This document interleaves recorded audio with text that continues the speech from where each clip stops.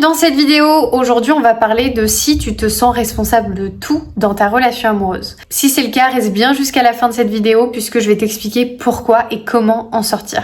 Je m'appelle Jessica TRVL, je suis ta coach en rupture amoureuse et relations saines et mon but c'est que tu retrouves une relation saine avec toi, mais aussi pour t'ouvrir à nouveau à l'amour. Est-ce que dans ta relation actuelle ou dans tes anciennes relations, tu avais tendance à te sentir responsable de tout? De son humeur, de ce qu'il ressent, de ce qui va, de ce qui ne va pas dans sa vie? Comme si c'était toi qui portais tout dans ton dos. Tu devais tout réparer, tout maintenir. Si tu te reconnais là-dedans, reste bien jusqu'à la fin parce que je vais t'expliquer comment changer cette dynamique. Voici ce que j'observe la plupart du temps chez les femmes que j'accompagne qui ont tendance justement à prendre toutes les responsabilités sur leur dos. Tu te sens coupable en fait quand il ne te donne plus d'affection, de nouvelles, de validation. Comme si son silence, c'était la preuve que c'est un échec. Tu n'arrives pas à le rendre amoureux, tu n'arrives pas à le rendre heureux, tu n'arrives pas à être la bonne personne pour lui. Tu vas prendre toutes les responsabilités sur ton dos, son humeur, la maison, les enfants. Tu portes tout ça sur tes épaules, sans que personne ne te demande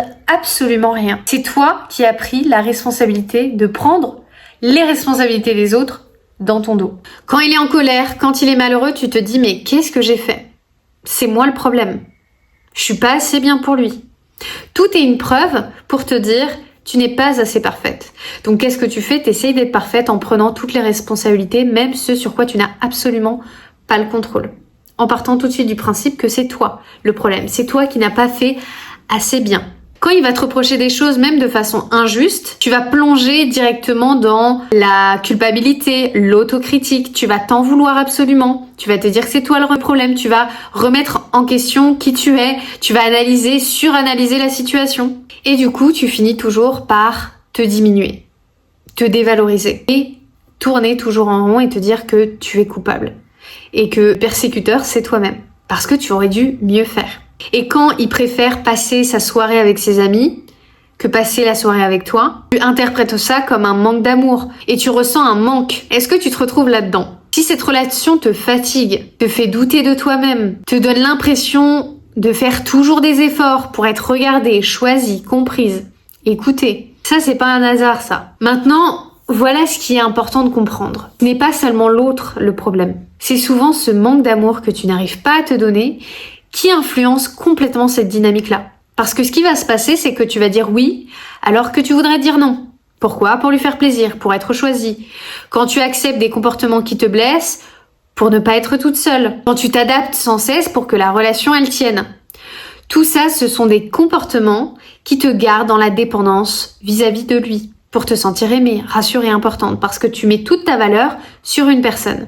Tu crois que lui détermine ta valeur. Donc, toi, quand tu le rends pas heureux, et comme tu penses que c'est toi qui détermine également son bonheur, eh bien tu te dis que si ça se passe mal dans sa vie, c'est forcément toi le problème. Parce que tu penses avoir le pouvoir sur lui, sur son bonheur. Et que c'est ta responsabilité.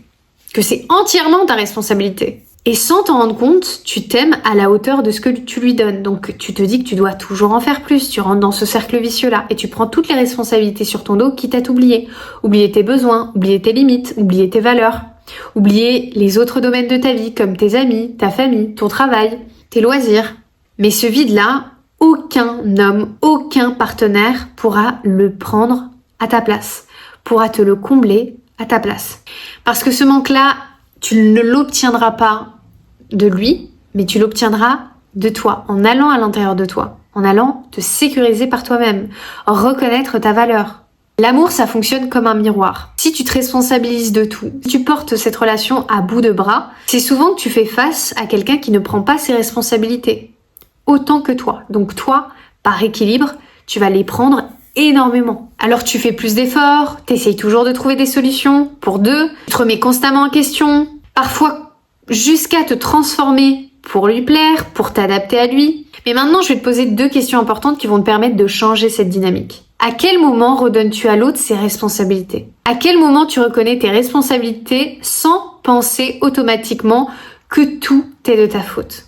Quand tu arrives à faire le tri en fait, entre ce qui t'appartient et ce qui t'appartient pas, ce sur quoi tu as le contrôle, ce sur quoi tu n'as pas le contrôle. Être comme ça, c'est pas être égoïste, c'est pas être dur, c'est pas être rigide ou exigeante. C'est le début d'un amour qui tient sur le long terme, déjà avec toi, mais aussi avec les autres. C'est précisément sur ces piliers-là que j'ai créé mon accompagnement Femme Sereine, un accompagnement de 3 mois en individuel avec moi, qui a pour but que tu retrouves ta sécurité intérieure, de l'amour pour toi, de la joie de vivre et de la confiance en toi, et que tu t'ouvres à nouveau à l'amour sain, serein, durable dans le temps. Et cela passe par 4 piliers fondamentaux. Le premier, comprendre ce qui t'a construite.